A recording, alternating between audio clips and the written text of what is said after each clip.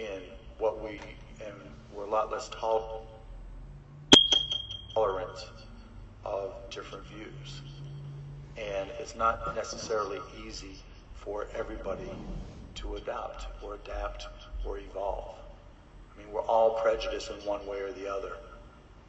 If I see a black kid in a hoodie and it's late at night, I'm walking to the other side of the street. And if on that side of the street there's a guy that has tattoos all over his face, white guy, bald head, tattoos everywhere, I'm walking back to the other side of the street. And the list goes on of stereotypes that we all live up to and are fearful of. And so in my businesses, try not to be hypocritical. You know, I know that I'm not perfect. I know that I live in a glass house and it's not appropriate for me to throw stones. And so when I run into bigotry in organizations I control, I try to find solutions.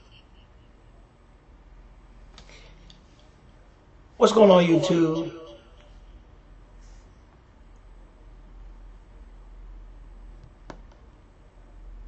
Audio issue there. What's going on, YouTube? It's the homie DC 19 all day. Now, the world's greatest threat will face the world's most powerful team. Sorry about that there. What's going on, YouTube? It's the homie DC 19 all day, or the homie DC night, or the homie DC. There's a lot of speculation over what Mark Cuban came out and said as far as well, if I see a black in the statement, he basically came out and admitted to being racist himself. I personally feel like he should have kept it to himself. That he was better off not saying or speaking on his personal beliefs about race, about creed, or what have you. But I just feel like he could have kept that to himself. In light of what happened with Donald Sterling and the Los Angeles Clippers, like not even the past like month and a half after everything that's going on, and we're talking about a guy, Mark Cuban, who is a billionaire, who's a very, very smart businessman, and yet he comes out and he makes a statement like this. I just find it very, in my personal opinion, I find it very baffling. He said nothing to or about Trayvon Martin. He said, if I see a black kid in a hoodie. Now, just because you said a black kid in a hoodie doesn't mean that he was necessarily specifying Trayvon Martin, or he was saying, you know, oh well, black people, period. He was saying a black kid in a hoodie. Now, was that racist to say? Yes. Then he turned around and said right after that, then when I cross the street, if I see a white guy, bald head, covered in tattoos, I'm going to walk back to the other side of the street. Now, like he said it himself, even in the recording as you just were listening to a few minutes ago, I think is, you know, very that's a lot of bigotry, or that's very racist of him to say. But at the same point in time, you have to realize, you know, he even stated himself once again, not to reiterate that, you know, he realizes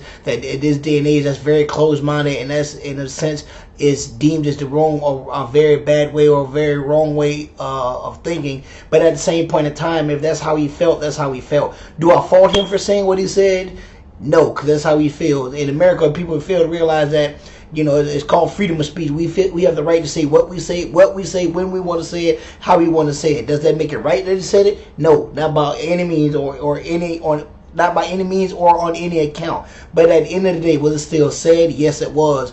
But at the end of the day, you have to wake up and realize the smell of coffee, not just as me being a black man. Was I offended by what he said? No, because this is, you know, far worse things to worry about in the country. I mean, we have women and little girls being kidnapped. You know, it's ridiculous.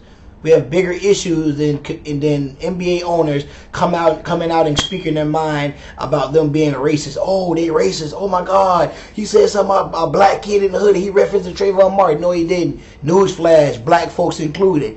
Trayvon Martin wasn't the only black kid that ever wore a hoodie, or he's not the first black kid that ever has been slain in he was so happened to be a victim of a tragedy such as what happened so long ago.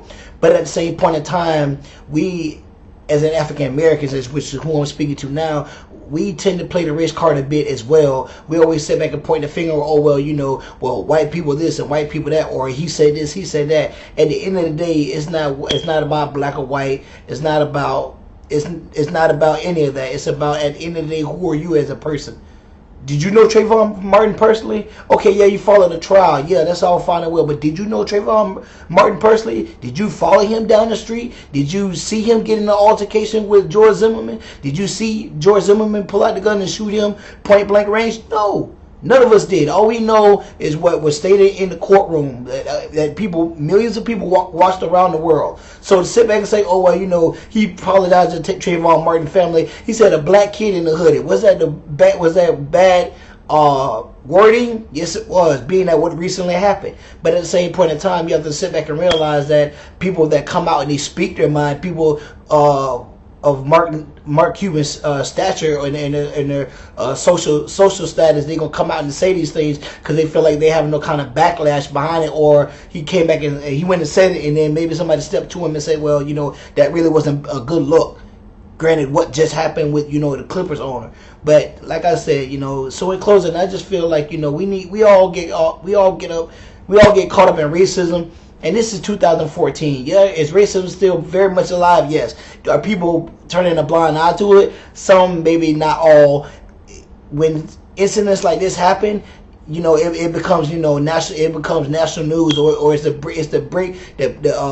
breaking news, or it's the most talked about story. It's like, get over it, big deal. Racism is still alive, even if it's not a poor day. It happens every day to me, to you. We're all prejudiced in our own ways. Not saying that I dislike black people. Fellow black people. I dislike white people. I dislike Hispanic people.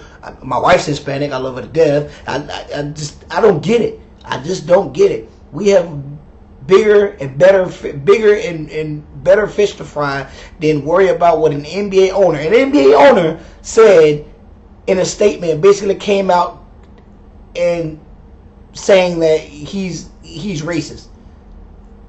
Now, the kind of attention that he was looking for, he really wasn't expecting to get. I don't understand what was the whole purpose behind him saying what he said, but at the end of the day, that's how he feels.